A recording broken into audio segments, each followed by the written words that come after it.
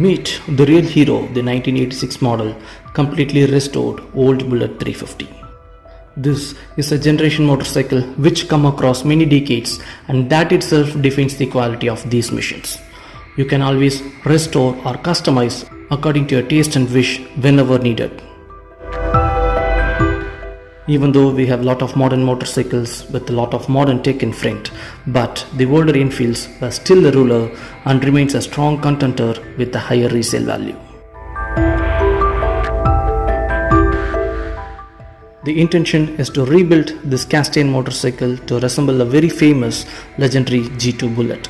As the intention is very clear, the most components were borrowed from the vintage G2 models.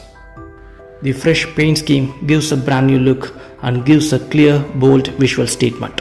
The knee pads actually doesn't come with this model when it was out in the year 1986, so the fuel tank has been altered to fix these provisions as required.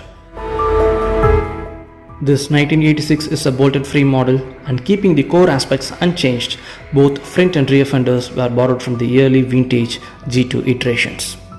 The 1986 semi-flat toolboxes were also swapped with the flat side panels like an early 1961 models.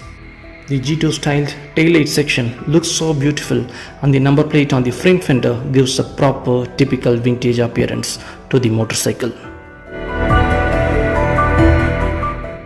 With this split seat profile, the motorcycle looks so young, and when I swung my leg around, I was able to make a flat foot more comfortably.